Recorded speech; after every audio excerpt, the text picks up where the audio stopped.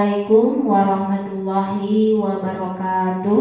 Waalaikumsalam warahmatullahi wabarakatuh. Yang terhormat Bapak Wakasek Kurikulum, yang terhormat Ibu Wakasek Kesiswaan, dan rekan-rekan guru yang hari ini menyempatkan hadir. Puji dan syukur marilah kita panjatkan kehadirat Allah Subhanahu wa Ta'ala, karena berkat rahmat-Nya lah kita pada kesempatan ini bisa hadir di acara diskusi tentang budaya positif di sekolah, dan semoga diskusi kita kali ini mendapatkan manfaat dan keberkahan. Amin ya robbal alamin. Sholawat beserta salam semoga tercurah limpahkan kepada junjungan Nabi kita, Nabi besar Muhammad Sallallahu Alaihi Wasallam, dan tak lupa kepada keluarganya, para sahabatnya, dan sampailah kepada kita selaku umatnya. Bapak dan Ibu guru yang saya hormati, sebelumnya saya mengucapkan terima kasih banyak atas kesempatannya dalam mengikuti diskusi kali ini.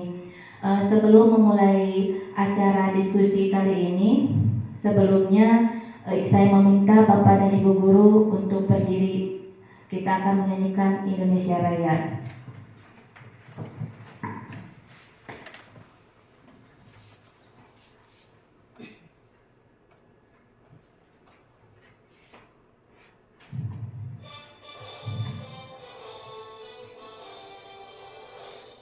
Indonesia tanah airku, tanah tumpah darahku. Di sanalah aku berdiri, jadi pandu ibuku. Indonesia kebangsaanku, bangsa dan tanah airku. Marilah kita berseru, Indonesia bersatu. Hiduplah tanahku, hiduplah negeriku, bangsaku, rakyatku semuanya. Bangunlah jiwanya, bangunlah badannya untuk Indonesia Raya. Indonesia Raya, merdeka, merdeka, tanahku, negeriku yang ku cinta. Indonesia Raya, merdeka, merdeka, hiduplah Indonesia Raya. Indonesia Raya, merdeka, merdeka, tanahku, negeriku yang ku cinta. Indonesia Raya, merdeka, merdeka, hiduplah Indonesia Raya. Silakan duduk kembali. Selanjutnya, sebelum ke acara selanjutnya, saya mempersilahkan kepada Wakasek Kesiswaan yang mewakili kepala sekolah yang hari ini tidak bisa hadir, kepada Ibu Dewi Subekti, dipersilahkan.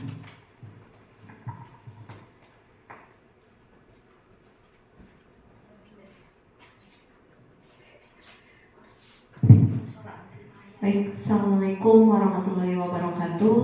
Waalaikumsalam warahmatullahi wabarakatuh. Alhamdulillahirrahmanirrahim. Puji syukur kehadirat Allah Subhanahu wa Ta'ala, kita bisa berkumpul di tempat ini dalam keadaan sehat walafiat.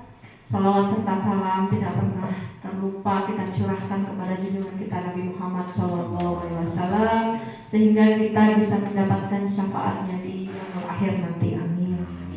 Mohon izin saya berdiri di sini mewakili atas nama Kepala Sekolah SMP Negeri 2 Jampang Kulon yang hari ini berhalangan hadir. Saya pertama-tama memberikan diseminasi yang nantinya akan kita ikuti. Semoga kegiatan ini dapat memberikan manfaat kepada kita semua. Dalam diskusi ini semoga nanti ada umpan balik positif sehingga bisa kita terapkan dalam memajukan proses pembelajaran maupun dalam mendidik anak-anak kita di SMP Negeri 2 Jampak Kulon. Yang selanjutnya, terima kasih kepada Bapak Ibu Guru yang telah menyempatkan waktu. Mari kita berikan dukungan penuh kepada Ibu Siti Saadah sebagai calon guru penggerak angkatan 11 sehingga nanti bisa lancar dalam menyelesaikan tugas-tugasnya sampai panen karya dan menjadi seorang GP atau guru penggerak. Selanjutnya mungkin ini saja yang dapat saya sampaikan ya. Semoga intinya pada siang hari ini tidak ada saling menggurui, tapi kita semua di sini sharing atau berbagi pengalaman apa yang sudah didapatkan oleh Ibu Siti Saadah dalam PGP Pendidikan Guru Penggerak, dan kita akan berbagi nanti dan mencoba mengambil apa yang bisa kita gunakan dalam pembelajaran sehari-hari. Cukup, terima kasih. Wassalamualaikum warahmatullahi wabarakatuh. Terima kasih kepada Ibu Dwi yang telah memberikan motivasi buat kita semua ya. Sekali lagi saya di sini berdiri bukan berarti kita saling menggurui, apalagi di sini saya merasa bisa, tetapi kita di sini saling sharing ya Bapak Ibu. Baik Bapak Ibu, kembali ke topik yang akan kita bahas. Sebelumnya ada kesepakatan diskusi yang harus kita sepakati bersama. Yang pertama, seluruh peserta memiliki kesempatan untuk berpendapat. Sepakat tidak Bapak Ibu? Sepakat ya. Yang kedua, berpikiran terbuka dan saling menghormati. Sepakat ya Bapak Ibu? Yang ketiga, jika ada satu peserta berbicara, maka peserta yang lain mendengarkan. Yang keempat, berpendapat setelah dipersilahkan. Yang kelima, berpartisipasi penuh. Dan yang keenam, mengikuti sesi diskusi dengan perasaan yang gembira. Bagaimana Bapak Ibu, semua poin ini sudah disepakati ya? Sepakat ya? Ya. Berarti kita lanjut ke sesi selanjutnya. Ya, ice breaking dulu ya Bapak Ibu, biar suasananya menyenangkan dan Bapak Ibu mengikuti diskusi ini dengan penuh rasa gembira. Bapak Ibu sering menulis di kelas? Iya. Saya rasa Bapak Ibu sering menulis di kelas ya. Biasanya menulis menggunakan apa Bapak Ibu? Menggunakan tangan, menggunakan spidol ya. Nulisnya di kertas atau di papan tulis ya. Nah sekarang saya meminta Bapak Ibu menulisnya tanpa kertas, tapi menggunakan tangan saja. Bisa Bapak Ibu? Misalkan saya mengomando seperti ini. Tuliskan angka 1, Bapak Ibu 1 seperti itu ya. Ingat tulisannya harus bagus ya. Oke, siap Bapak Ibu. Konsentrasi. Coba tuliskan angka 2. Iya, bagus angka 2-nya. Pak Hendi bagus sekali angka 2-nya. Selanjutnya angka 4. Iya, bagus ya. Berarti sangat lihai sekali ya dalam bidang menulis. Bapak Ibu sudah bagus tulisannya. Nah, sekarang menulisnya itu menggunakan kepala. Siap tidak Bapak Ibu? Siap ya. Jadi kalau misalkan saya menginstruksikan angka 1 berarti nanti itu ya. Siap Bapak Ibu? Siap. Coba angka 1. Angka 3. Iya, lumayan. Angka 4. Iya. Angka 8. Iya. Ternyata lebih dari tulisan yang tadi ya Bapak Ibu. Terima kasih, tepuk tangan untuk kita semua. Baik Bapak Ibu, selanjutnya. Nah ini konsep inti budaya positif. Sebetulnya Bapak Ibu, dari semua materi yang akan saya sampaikan hari ini, kita ini sudah melakukannya. Cuma ada yang melakukannya 1 tahun sekali, ada yang konsisten, bahkan ada yang tidak pernah sama sekali seperti itu. Nah, konsep inti budaya positif ini yang akan saya sampaikan ini ada sekitar 8 materi Bapak Ibu. Yang pertama mengenai perubahan paradigma belajar, disiplin positif, nilai-nilai kebajikan, kebutuhan dasar manusia, motivasi perilaku manusia, posisi kontrol guru, keyakinan kelas, dan segitiga restitusi. Nah, kita bahas satu persatu ya Bapak Ibu.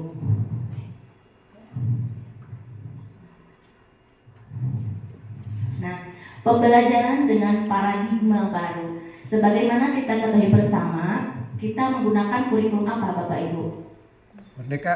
Kurikulum Merdeka. SMP Negeri 2 Jampok Kulon semua tingkatannya sudah menggunakan kurikulum Merdeka.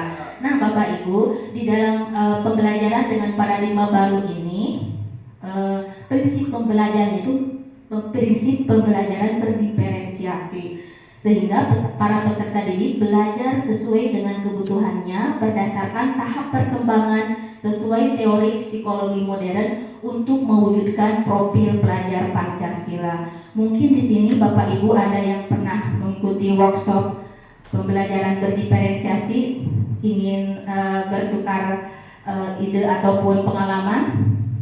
Nah, saya Sudah Bu Dwi? ya, Apa itu pembelajaran berdiferensiasi yang menurut Bu Dwi? pembelajaran yang melayani kebutuhan murid. Ya. Pembelajaran berdiferensiasi yang sudah saya ikuti dalam diklat maupun di PMM juga ada ya. Pembelajaran diferensiasi itu melayani sesuai dengan kebutuhan murid. Jadi diferensiasi itu ada 3, ada diferensiasi konten, diferensiasi proses, dan diferensiasi produk. Jadi ketika di diferensiasi konten berarti kita menyiapkan konten atau bahan ajar sesuai dengan kebutuhan murid setelah mengetahui dari hasil asesmen diagnostik. Lalu kalau diferensiasi proses itu ketika dalam proses pembelajarannya kita yang memberikan fasilitas, misalkan menyesuaikan dengan gaya belajar murid. Kalau dalam prosesnya misalkan ada yang auditori, terus ada yang audiovisual, ada yang visual. Nah, yang seperti itu kita fasilitasi dalam proses. Lalu yang satu lagi adalah diferensiasi produk. Diferensiasi produk bisa kita gunakan termasuk juga dalam memberikan asesmen. Misalkan di diferensiasi produk kita menentukan hasil dari pembelajarannya itu berupa produk, tapi tetap disesuaikan dengan kemampuan masing-masing. Jadi tidak dipaksakan dalam satu produk. Jadi kita kembalikan lagi sesuai dengan hasil asesmen diagnostik. Seperti itu yang saya tahu. Ya, terima kasih kepada Bu Dwi. Kita apresiasi dulu buat Bu Dwi ya, tepuk tangan dulu Bapak Ibu. Betul sekali ya Bapak Ibu. Kenapa di kurikulum Merdeka ini menerapkan pembelajaran berdiferensiasi? Karena kita ketahui bersama bahwa murid kita ini beraneka ragam ya Bapak Ibu. Mereka memiliki kemampuan, potensi, bakat yang berbeda. Nah, kita sebagai guru harus bisa memenuhi semua kebutuhan siswa tersebut. Baik, selanjutnya mengenai disiplin positif. Ada yang tahu tidak Bapak Ibu apa bedanya disiplin biasa, dalam arti kata kalimatnya disiplin, dengan disiplin positif? Disiplin positif menurut saya yaitu tindakan yang memberikan perhatian khusus pada pengembangan disiplin dan tanggung jawab diri dengan pendekatan yang seimbang dan mendukung. Mungkin hanya itu. Ya, terima kasih Bu Santi. Saya menambahkan ya, betul yang dikatakan Bu Santi, bahwa disiplin dengan disiplin positif itu walaupun kalimatnya ada kalimat disiplin tetapi maknanya berbeda. Jadi kalau disiplin itu perilaku siswa atau tindakan yang dilakukan oleh siswa itu karena adanya motivasi eksternal. Jadi dia melakukan kegiatan ataupun berperilaku baik karena takut adanya hukuman, karena ada penghargaan, jadi ada motivasi eksternal. Kalau disiplin positif, siswa melakukan tindakan ataupun perilaku baik itu berdasarkan motivasi internalnya atau motivasi intrinsiknya. Ada dorongan kesadaran di dalam dirinya. Itu yang membedakan. Mari kita lihat secara keseluruhan apa itu disiplin positif. Disiplin berasal dari kata disiplina yang artinya belajar. Disiplin mengacu pada disiplin diri yang memiliki tanggung jawab terhadap apa yang dilakukannya berdasarkan nilai-nilai yang diyakininya. Nah, selanjutnya disiplin positif merupakan salah satu cara penerapan disiplin yang bertujuan untuk menumbuhkan kesadaran serta memberdayakan peserta didik tanpa imbalan, penghargaan atau reward, ancaman ataupun hukuman. Jadi Bapak Ibu, disiplin positif di sini maksudnya siswa itu diusahakan ataupun dianjurkan melakukan perilaku positif ataupun perilaku baik itu atas dasar kesadarannya, atas dasar dorongan motivasi intrinsiknya, sehingga dia memahami ada nilai-nilai kebajikan di dalam dirinya. Nah, jadi nilai-nilai kebajikan itu berkaitan erat dengan disiplin positif. Selanjutnya, apa itu nilai kebajikan universal? Menurut Diana Gosen ya, bahwa dengan mengaitkan nilai-nilai kebajikan yang diyakini seseorang, maka motivasi intrinsiknya akan terbangun, sehingga menggerakkan motivasi dari dalam untuk dapat mencapai tujuan mulia yang diinginkan. Maksudnya Bapak Ibu, ketika seseorang memahami nilai-nilai kebajikan universal secara tidak langsung, dia meyakini dan melakukan perbuatannya itu atas dasar kesadarannya. Nah, berarti apa itu nilai kebajikan universal? Contohnya, sebagaimana diketahui bersama bahwa nilai kebajikan yang ingin dicapai oleh setiap anak Indonesia itu kita kenal dengan profil pelajar Pancasila. Ada berapa dimensi Bapak Ibu? Ada 6, coba sebutkan. Beriman, terus apa lagi? Ya, mandiri, bernada kritis, berpimpinan global, bergotong royong, dan kreatif. Nah Bapak Ibu, dari nilai-nilai kebajikan ini apa hubungannya dengan disiplin positif? Saya contohkan mengenai beriman bertakwa. Di sekolah suka ada pembiasaan sholat berjamaah misalkan atau sholat duha.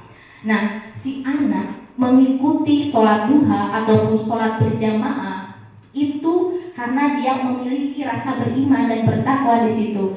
Jadi mereka tidak lagi takut karena adanya hukuman, karena tidak takut ataupun karena ada penghargaan dan sebagainya. Jadi mereka melakukan itu karena ada nilai-nilai di situ yang dia yakini. Seperti itu Bapak Ibu.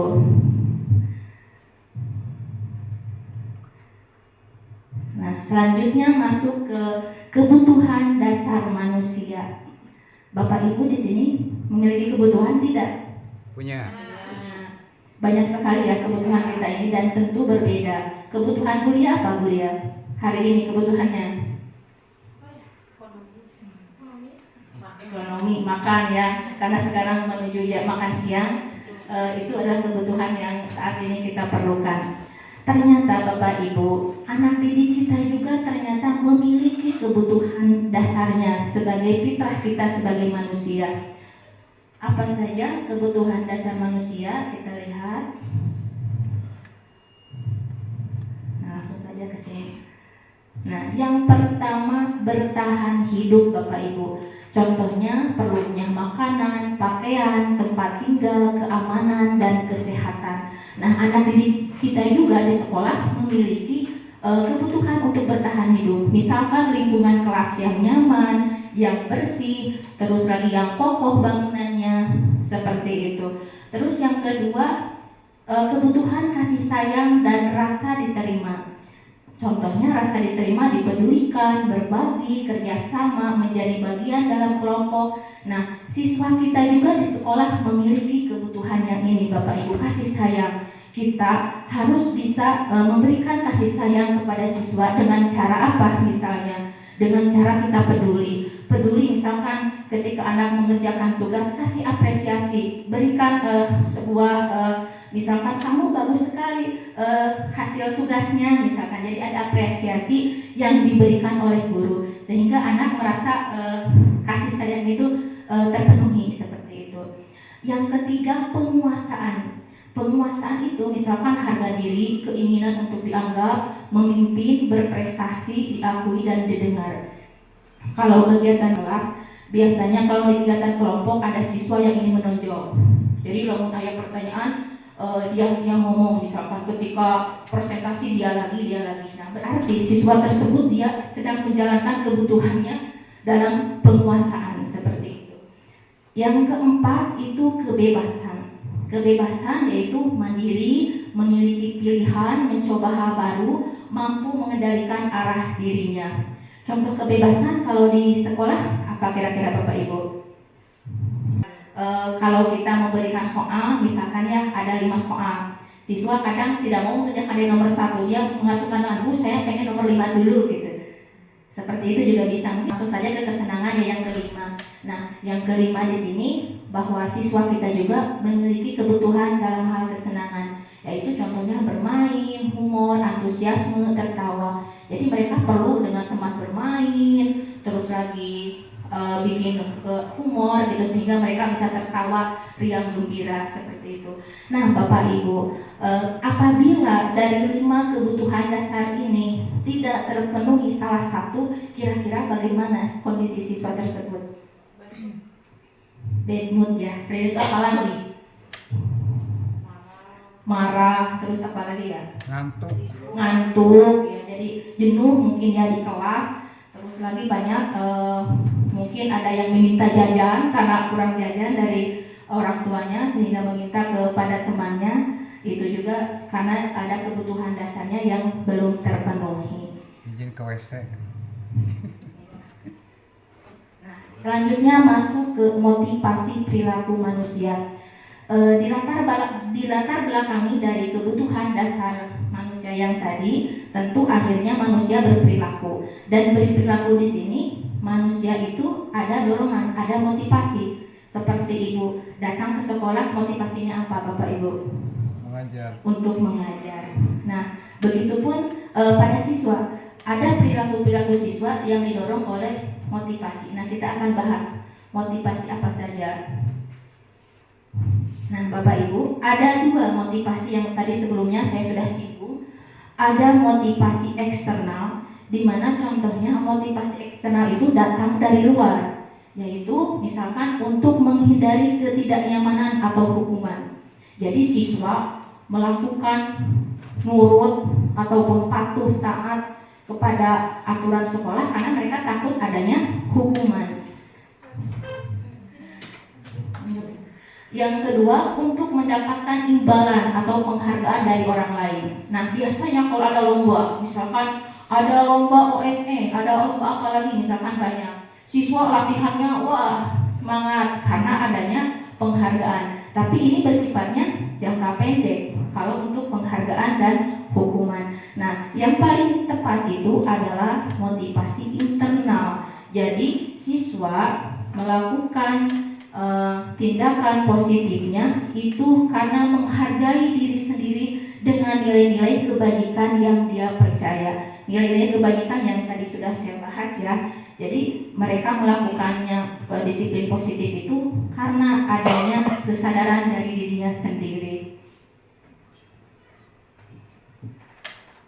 Selanjutnya Bapak Ibu mengenai keyakinan kelas. Bapak Ibu sudah membuat keyakinan kelas di kelasnya masing-masing? Sudah, alhamdulillah. Berarti ya, memang saya lihat di setiap kelas sudah ada keyakinan kelasnya. Di sini ada pertanyaan, mengapa keyakinan kelas, mengapa bukan peraturan kelas? Kira-kira kenapa Bapak Ibu? Kalau keyakinan mungkin bersamaan dengan anak-anak ya, melibatkan. Ya. Kalau peraturan mungkin anak tidak dilibatkan. Ya betul Pak Obay ya, itu salah satunya mengapa keyakinan kelas, mengapa bukan peraturan kelas. Kita bahas dulu mengapa harus keyakinan kelas. Nah ini karena keyakinan kelas itu yang pertama bersifat abstrak dan atau berupa pernyataan universal, artinya berupa pernyataan umum, tidak perintah. Misalkan gini, jangan membuang sampah sembarangan. Nah itu tidak tepat. Yang tepatnya itu berarti misalkan menjaga kebersihan seperti itu. Jadi kalimat jangan-jangannya itu dibuang gitu, kalimat negatifnya diganti oleh kalimat-kalimat positif. Selanjutnya dalam pembentukan keyakinan kelas itu, nah tadi sudah dibuat dalam pernyataan positif, terus lagi sedikit saja agar mudah diingat. Jadi keyakinan kelasnya nggak berbohong, itu tidak perlu panjang lebar seperti itu, singkat, padat dan jelas gitu. Selanjutnya sesuai dengan kondisi kelas dan sekolah sehingga mudah diterapkan. Artinya membuat keyakinan kelas juga dilihat kondisi kelasnya, kondisi sekolah sesuai atau tidak, seperti itu. Yang terakhir, semua warga sekolah atau warga kelas dilibatkan saat membuat keyakinan kelas. Jadi keyakinan kelas terbentuk itu bukan berdasarkan ide dari gurunya, tetapi atas kesepakatan bersama dengan siswa. Di sini ada contoh yang saya buat ya Bapak Ibu, bukan saya buat, saya lihat diambil Salah satu ini contoh kesepakatan kelas ya. Contohnya itu tuh, datang tepat waktu, mengucapkan salam, menjaga kebersihan sekolah, berdoa sebelum dan sesudah kegiatan, aktif dalam pembelajaran. Seperti itu contoh keyakinan kelas. Nah, Bapak Ibu, selanjutnya ini mengenai hukuman atau konsekuensi. Coba Bapak Ibu kita cermati, ada soal di sini, ada 7 soal. Yang pertama ya Bapak Ibu, tentang hukuman dan konsekuensi yang Bapak Ibu sebelumnya pahami. Untuk yang pertama, mencatat 100 kali di dalam buku dengan kalimat saya tidak akan terlambat lagi karena terlambat ke sekolah. Menurut Bapak ini hukuman atau konsekuensi? Hukuman. Coba lihat kita jawabannya apa. Nah, betul ya Bapak Ibu, ini hukuman. Yang kedua, lari mengelilingi lapangan basket 2 kali karena terlambat hadir di sekolah. Ini apa? Kita lihat ya. Hukuman, betul sekali Bapak Ibu. Yang ketiga, murid diminta untuk push up 15 kali karena tidak menggunakan masker ke sekolah. Coba kita lihat. Hukuman, betul sekali Bapak Ibu. Yang keempat, menggantikan kertas tugas teman yang telah dicoret-coret. Konsekuensi, kita lihat. Konsekuensi, betul. Selanjutnya yang nomor 5, membersihkan tumpahan air di meja tulis karena tersenggol pada saat belajar. Apa? Konsekuensi, kita lihat. Ya, betul sekali Bapak Ibu, konsekuensi. Yang keenam, meminta murid tidak mengenakan sepatu seharian di sekolah karena tidak mengenakan sepatu hitam. Apa jawabannya? Hukuman ya. Yang terakhir, lari mengelilingi lapangan basket 2 kali karena terlambat 10 menit. Mengelilingi lapangan basket 2 kali karena terlambat 10 menit untuk pelajaran PJOK. Konsekuensi, kita lihat. Nah, konsekuensi betul Bapak Ibu. Nah, sekarang kita pahami apa bedanya hukuman, konsekuensi dengan restitusi. Untuk hukuman Bapak Ibu itu tidak terencana atau tiba-tiba. Selanjutnya, murid tidak tahu apa yang akan terjadi atau tidak dilibatkan atau bersifat satu arah, berupa hukuman fisik atau psikis. Biasanya hukuman itu spontan. Ketika siswa melakukan tindakan salah, guru langsung spontan dengan nadanya yang tinggi, biasanya berupa hukuman. Terus biasanya lebih kepada hukuman fisik atau psikis mereka. Misalkan ada siswa yang datang terlambat, disuruh lari dulu misalkan ke lapang, langsung seperti itu. Itu berupa hukuman. Jadi hukuman itu kalau saya simpulkan itu dampak daripada aturan hukuman ya. Sekarang konsekuensi. Kalau konsekuensi terencana atau disepakati sesuai peraturan, murid tetap dibuat tidak nyaman. Yang ketiga, guru selalu memonitor murid. Nah, kalau konsekuensi ini, kalau saya pahami garis besarnya, konsekuensi itu dampak daripada sebuah kesepakatan atau keyakinan kelas. Tetapi di sini murid tetap saja tidak dibuat nyaman. Misalkan ada yang di kelas ngantuk, misalkan dia tidur. Ketika kita tegur kan, misalkan silahkan kamu atau cuci muka, setelah itu misalkan dimasukkan ke jurnal misalkan, tetap kan siswa tidak merasa nyaman walaupun dikaitkan dengan kesepakatan kelas yang sudah dibuat sebelumnya. Dan yang terakhir, restitusi. Kalau restitusi ini proses menciptakan kondisi bagi murid untuk memperbaiki kesalahan, proses kolaboratif yang mengajarkan murid untuk mencari solusi sendiri. Jadi kalau di restitusi mah yang berperan itu dua-duanya, guru dan siswa. Jadi guru melibatkan siswa untuk mencari solusinya sendiri gitu. Bukan guru yang mencari solusinya, tapi guru memberikan ruang kepada siswa untuk mencari solusi atas tindakan yang telah diperbuatnya. Itu restitusi. Nah, sekarang masuk ke 5 posisi kontrol seorang guru. Jadi Bapak Ibu, kita ini di sekolah mempunyai 5 posisi kontrol. Kontrol itu apa kira-kira Bapak Ibu? Satu kalimat saja. Atur. Selain itu apa lagi? mengendalikan, terus apa lagi? Mengawasi, terus apa lagi? Ya, banyak ya. Jadi kontrol itu mengendalikan Bapak Ibu. Jadi di sekolah kita berperan menjalankan 5 posisi kontrol ini sebagai pengendali perilaku siswa. Nah, apa saja 5 posisi kontrol seorang guru? Yang pertama itu penghukum. Penghukum berarti kayak tadi, kalau penghukum itu seorang penghukum bisa menggunakan intervensi fisik maupun verbal. Adapun yang bisa dilakukan penghukuman biasanya menghardik, kayak tadi suaranya yang tinggi, setelah itu nadanya yang tinggi, kalimat juga biasanya kasar ya. Itu untuk penghukum.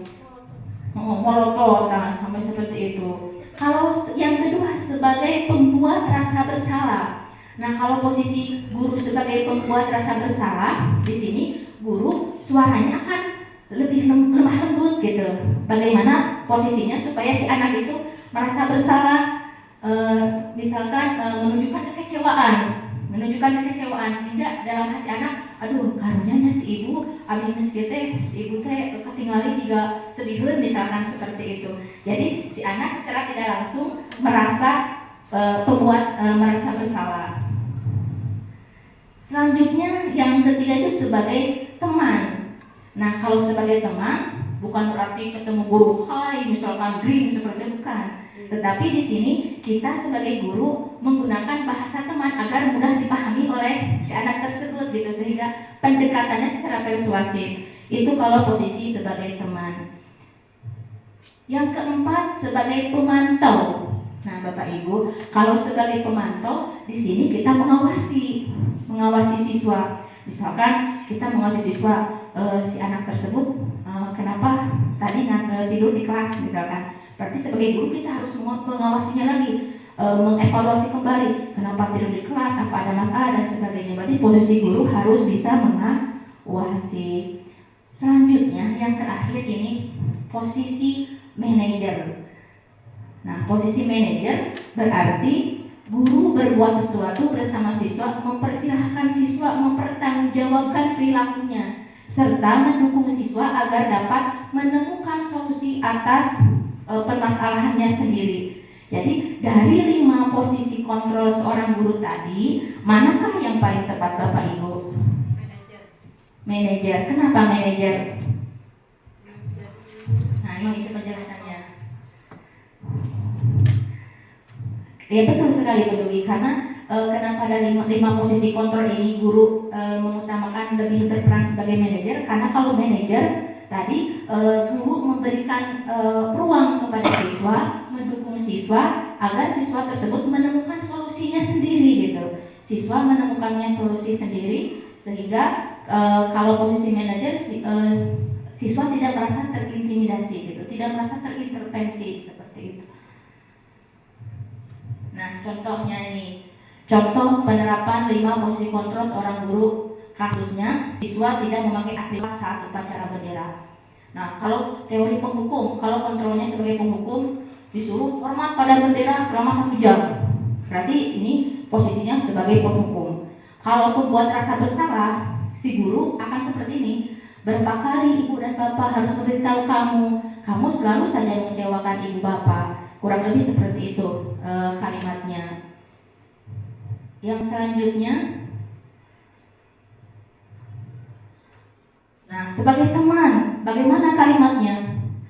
Ayo dong, ikuti aturan sekolah, tolong bantu ibu bapak. Ya, sekali ini ya sudah, tidak apa-apa, lain kali jangan berbuat seperti ini lagi ya. Nah, kalimatnya kurang lebih seperti ini kalau posisi guru sebagai teman.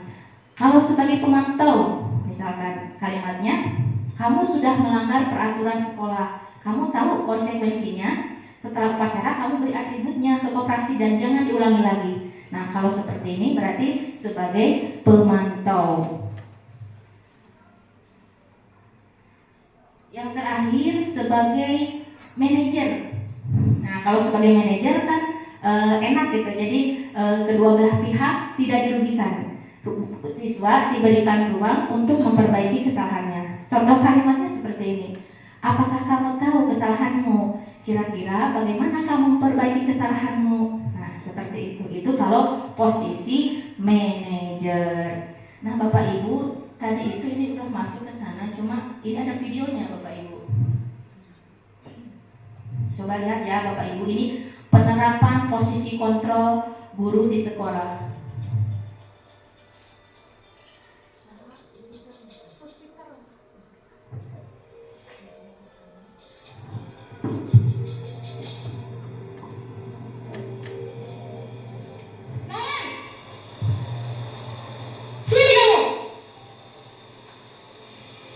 Selamat pagi, Bu. Selalu terlambat. Kamu deh, pasti terlambat. Maaf, Bu. Saya Apa? Apa coba? Alasan kamu apa lagi? eh, Kapan sih kamu tidak terlambat? Malas sekali ya kamu jadi anak. saya Dasar pemalas. Gak kapok-kapok sih kamu. Wah. Sudah berapa kali terlambat? Sana, kamu keliling lapangan basket 2 kali. kenapa saya harus ke lapangan basket, Bu? Kenapa? Kamu malah ibu. Berani-beraninya jawab. Sudah terlambat, masih berani jawab nggak? Sekarang, keliling lapangan basket 5 kali sekalian. Biar kapok. Cepat, Sadis pergi ya. sana ke lapangan basket. Posisi pembuat merasa bersalah ini seperti ini percakapan.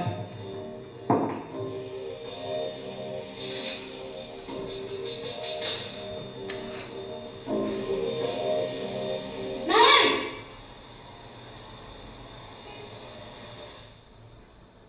Selamat pagi, Bu. Naren! Kamu kenapa terlambat lagi, nak? Ya Tuhan, Naren. Kamu senang ya bikin ibu susah ya? Kalau kamu terlambat lagi, nanti ibu yang ditegur bapak kepala sekolah, nak. Disangka ibu tidak bisa membina kamu. Duh, gimana ini? Maaf, Bu. Duh, Gusti Naren. Kamu suka ya kalau ibu ditegur bapak kepala sekolah? Terus, sekarang ibu harus tulis apa ini di buku absen? Ini kamu sudah sering terlambat loh.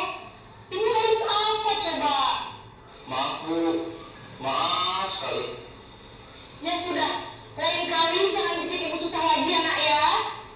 Ibu tidak akan kuat lagi kalau kamu begini terus. Bisa jantungan kalau ibu tegur bapak kepala sekolah. Sana cepat ke kelas. Maaf ya, Bu. Maaf sekali. Posisi pembuat rasa bersalah berbicara dengan nada tenang. Sekarang posisi teman. Nah, ini contohnya.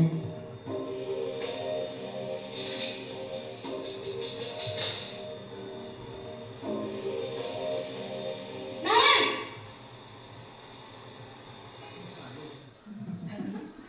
Ayo.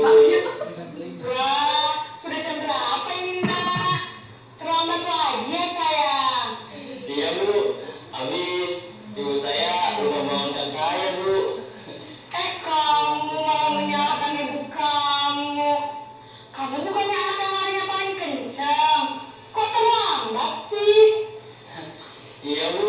Saya memang terlambat bangun tadi. Jadi, biarpun saya lari kencang, tetap gak kekejar, Bu. Ya sudah sana. Nanti lain kali larinya lebih kencang lagi ya.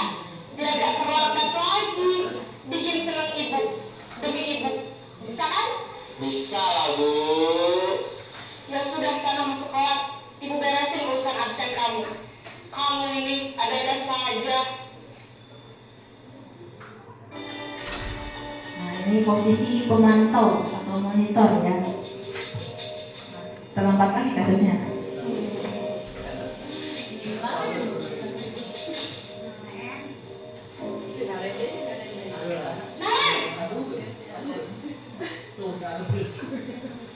Selamat pagi, Bu.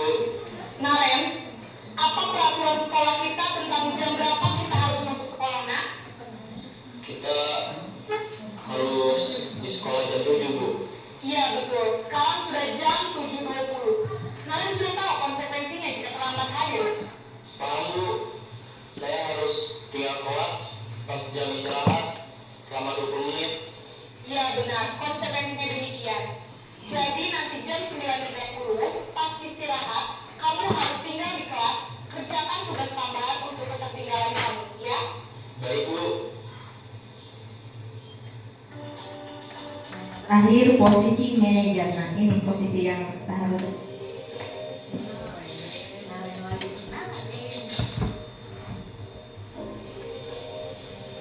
Naren!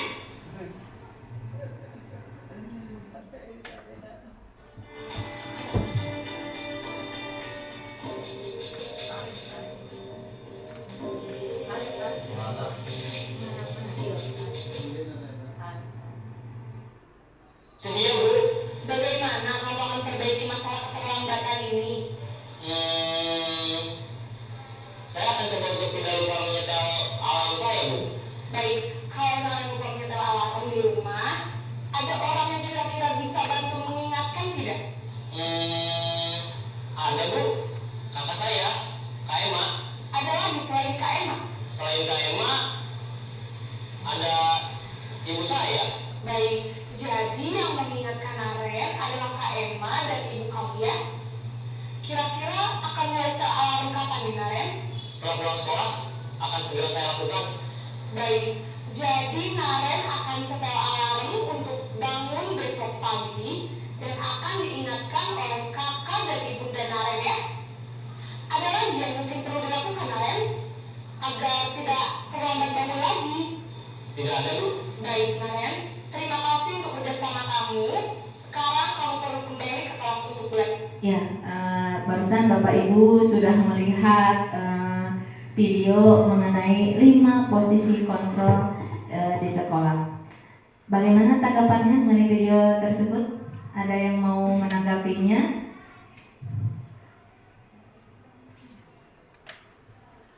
Baik, berarti Bapak Ibu sudah paham ya mengenai 5 kontrol tadi atau sudah mengenal ya sekarang Bapak Ibu. Nah, coba sekarang masuk ke sini. Nah, kira-kira nih ada kalimat seperti ini. Saya kecewa sekali dengan kamu. Ini posisi guru sebagai apa? Membuat rasa bersalah. Jadi sini kan guru mengelas. Saya kecewa sekali dengan kamu. Berarti di sini posisi guru adalah sebagai pembuat merasa bersalah. Yang selanjutnya, kamu tidak pernah benar melakukannya. Apa ini? Penghukum. Penghukum. Iya, betul sekali Bapak Ibu, penghukum. Selanjutnya ini. Apa rencanamu untuk menyelesaikan masalah ini? Manajer. Yang mudah sekali Bapak Ibu. Yang selanjutnya, ayolah lakukan demi Bapak Ibu. Teman, ya teman. Yang terakhir ini, kamu tidak pernah mendapatkan nilai jika tidak mengerjakan tugas. Apa ini? Pemantau. Yang terakhir ya, pemantau. Baik Bapak Ibu, selanjutnya. Nah, jadi dari 5 kontrol ini Bapak Ibu, sebetulnya kita sudah menjalankan ya ke 5 kontrol tersebut. Cuma untuk menciptakan disiplin positif agar terciptanya budaya positif, berarti kita harus menjalankan peran yang kelima, yaitu sebagai manajer. Selanjutnya nih, ini materi terakhir mengenai segitiga restitusi. Nah, segitiga restitusi apa itu? Sebuah proses dialog yang dijalankan oleh guru agar dapat menghasilkan murid yang mandiri dan bertanggung jawab. Itu tujuan daripada restitusi. Diinikan dengan segitiga restitusi. Jadi segitiga restitusi ini dijalankan ketika siswa melakukan sebuah pelanggaran. Jadi apa tahapannya dari segitiga restitusi itu? Yang pertama, menstabilkan identitas. Berdasarkan prinsip membuat kesalahan adalah bagian daripada proses pembelajaran. Misalkan kalimatnya berbuat salah itu wajar atau tidak ada manusia yang sempurna. Jadi ketika menangani siswa yang melakukan pelanggaran, langkah pertamanya itu menstabilkan identitas terlebih dahulu. Jadi siswa dibuat nyaman dulu gitu dengan kalimat kayak tadi misalkan berbuat salah itu wajar, kita sebagai manusia biasa pasti melakukan kesalahan. Jadi siswa nyaman dulu gitu ya. Selanjutnya yang kedua, yaitu validasi tindakan yang salah. Berdasarkan prinsip setiap perilaku berupaya memenuhi suatu kebutuhan tertentu. Contoh kalimatnya misalkan seperti ini. Kamu pasti punya alasan mengapa melakukan hal itu. Tadi pertama menstabilkan apa tadi? Menstabilkan identitas. Jadi siswa dibuat nyaman dulu. Wajar kamu melakukan itu, sebagai manusia pasti pernah melakukan salah. Kan enak tuh ya, siswanya sudah enak dulu gitu. Setelah itu yang keduanya, guru bertanya, kamu pasti punya alasan kenapa melakukan hal itu, seperti itu. Yang keduanya. Terus yang ketiganya yaitu menanyakan keyakinan. Nah, menanyakan keyakinan, misalkan menanyakan keyakinan kan kita sudah membuat keyakinan kelas yang sudah kita buat ataupun keyakinan sekolah yang sudah kita buat. Nah, di level ketiga ini kita menanyakan apa keyakinan kelas kita. Nah, kita menanyakan ke anak, misalkan dia datang terlambat ke sekolah, misalkan seperti Sinaren tadi. Otomatis yang tahapan yang ketiga itu menanyakan apa keyakinan kelas kita. Si anak pasti menjawab, oh Bu, saya melanggar keyakinan kelas yang sudah kita buat. Harusnya saya datang tepat waktu misalkan. Nah, jadi di dalam segitiga restitusi ini si anak diberikan ruang agar anak sendiri itu yang menyelesaikan masalahnya. Jadi dia yang menciptakan solusi, bukan datang dari guru solusi tersebut gitu. Nah, yang selanjutnya ini contoh penerapan segitiga restitusi yang sudah saya lakukan Bapak Ibu.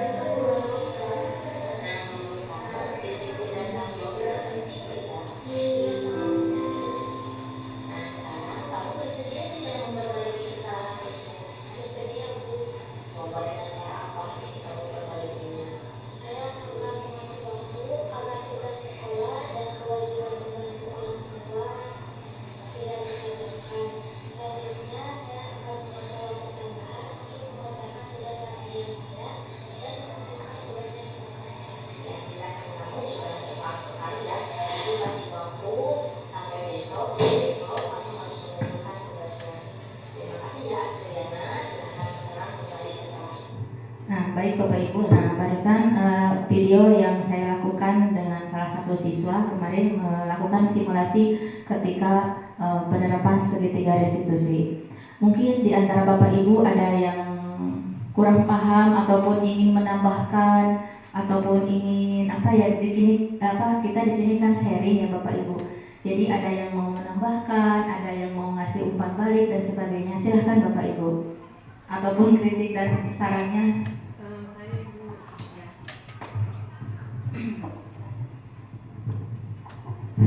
Assalamualaikum warahmatullahi wabarakatuh. Waalaikumsalam warahmatullahi wabarakatuh. Perkenalkan, nama saya Ima Susilawati dari mana ya Bu? Saya guru bahasa Sunda. Sangat menarik sekali materi ini. Dari ada hukuman, ada konsekuensi dan restitusi. Dari ketiga ini sepertinya restitusi adalah sebagai primadonanya gitu ya, bahwa segala kalau ada anak yang melakukan pelanggaran itu dengan restitusi. Apakah kalau jadi saya bertanya gitu, ketika real kita di lapangan, apakah restitusi itu betul-betul yang terbaik untuk menyelesaikan permasalahan pelanggaran ini atau bagaimana gitu Bu? Apakah kita juga boleh menggunakan konsekuensi atau hukuman gitu di ketiganya itu, atau hanya restitusi saja? Itu saja pertanyaan dari saya. Assalamualaikum warahmatullahi wabarakatuh. Waalaikumsalam warahmatullahi wabarakatuh. Terima kasih Bu Imas atas pertanyaannya, dan pertanyaannya sangat luar biasa sekali ya Bapak Ibu. Jadi kita bahas dulu mengenai motivasinya dulu gitu. Jadi menurut Ki Hajar Dewantara, ketika siswa tidak bisa melakukan disiplin positif berdasarkan motivasi intrinsiknya atau berdasarkan kesadaran dari pribadinya, maka dibutuhkan motivasi eksternal. Tetap Bapak Ibu, hukuman dan konsekuensi itu harus ada sebetulnya. Karena kenapa? Karena kan tidak semua siswa kita menyadarinya kan Bapak Ibu. Ketika melakukan sesuatu, tidak semua siswa kalau sadar semuanya tuh mungkin tidak ada restitusi dan sebagainya ya, kalau sudah sadar semuanya Mbak. Nah, kalau siswa tersebut masih tidak muncul motivasi intrinsiknya, maka tadi dibutuhkan hukum ataupun konsekuensi dan hukuman yang sesuai gitu ya Bapak Ibu, seperti itu. Nah, mengenai pertanyaan tadi, apakah setiap pelanggaran itu diselesaikan dengan restitusi? Nah, pertanyaan sangat menarik sekali. Tidak Bapak Ibu, tidak semua pelanggaran bisa diselesaikan dengan restitusi. Kenapa? Karena ada pelanggaran yang berat. Pelanggaran yang berat misalkan tawuran, narkoba dan sebagainya. Kalau dengan restitusi tidak ada intervensinya.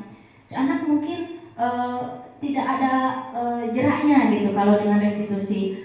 Berarti di situ kita harus membutuhkan teknik lain, misalkan dengan pendekatan dengan keluarganya, pendekatan dengan orang-orang di sekelilingnya, agar kita mengetahui seluk-beluknya yang lebih mendetail tentang perilaku siswa tersebut. Latar belakang dia melakukan hal tersebut kan bisa jadi tadi kembali ke kebutuhan dasar manusia. Pasti ada 5 kebutuhan dasar tersebut yang salah satunya tidak terpenuhi, sehingga si anak melakukan tindakan salah tersebut. Yang kedua Bapak Ibu, tindakan restitusi yang tidak bisa dalam arti kata menyelesaikan masalah gitu ya, itu untuk kasus anak yang berkebutuhan khusus Bapak Ibu. Anak yang berkebutuhan khusus itu jangankan muncul motivasi intrinsiknya, dia sendiri ada gangguan di dalam dirinya gitu. Berarti misalkan ada yang melakukan tindakannya itu karena misalkan ada faktor gen ya, ataupun faktor dari keluarganya, maka restitusi di sini berarti harus disertai dengan pendekatan kembali dengan keluarganya, dengan latar belakang ataupun orang-orang di sekeliling anak tersebut, seperti itu. Jadi kalau kita lihat ini di sini ada, saya sudah mencari PPT-nya nih, bahwa segitiga restitusi itu tidak harus bukan menyelesaikan masalah gitu. Dalam arti kata tidak semua masalah diselesaikan dengan segitiga restitusi. Seperti itu Bapak Ibu. Mungkin ada yang mau menambahkan? Takutnya jawaban saya kurang memuaskan ya gitu. Sebelum saya mengakhirinya dengan kalimat-kalimat terakhir nanti sebagai penutup. Sudah? Cukup Ya. Cukup. Baik Bapak Ibu, terima kasih Bapak Ibu atas waktunya. Semoga diskusi kita kali ini memberikan manfaat ya Bapak Ibu, dan kita sedikit banyak mengetahui mengenai budaya positif di sekolah. Kesimpulannya saya mengakhiri kalimat seperti ini Bapak Ibu. Jadi disiplin positif itu harus muncul atas dasar motivasi intrinsik dari siswa tersebut. Jadi mereka melakukan perbuatan baik itu atau perbuatan positif atas dasar kesadarannya. Maka untuk menciptakan disiplin positif, bukan disiplin saja, guru harus menerapkan sebagai tadi posisi guru sebagai manajer ketika menyelesaikan masalah dengan restitusi, dan guru juga memahami kebutuhan-kebutuhan dasar siswa sehingga kita bisa melakukannya sesuai dengan filosofi Ki Hajar Dewantara. Baik Bapak Ibu, sebelum diakhiri pertemuan kita kali ini, kita melakukan refleksi terlebih dahulu. Mungkin dari Bapak Ibu ada yang mau melakukan refleksi, silahkan. Pak Hendi, silakan. Baik, Pak Hendi, mangga Pak Hendi. Ayo, semangat Pak Hendi. Terima kasih. Assalamualaikum warahmatullahi wabarakatuh. Mungkin tanggapan atau refleksi dari saya, materi yang disampaikan sangat luar biasa, banyak menambah ide-ide atau wawasan baru terutama untuk saya pribadi dalam menangani kasus-kasus atau masalah yang sering terjadi di sekolah, terutama mungkin di dalam kelas pada saat KBM berlangsung.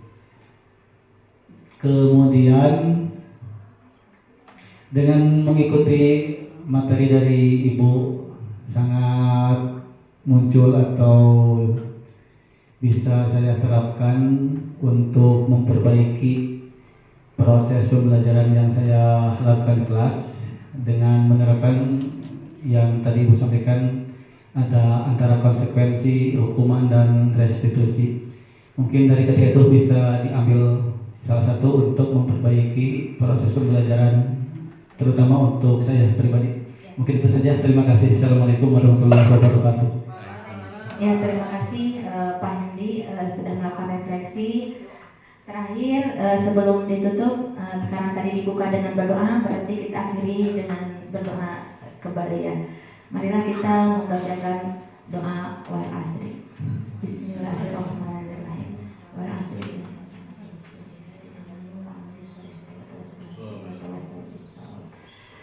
Terima kasih Bapak Ibu, mohon maaf atas segala kekurangannya. Wassalamualaikum warahmatullahi wabarakatuh.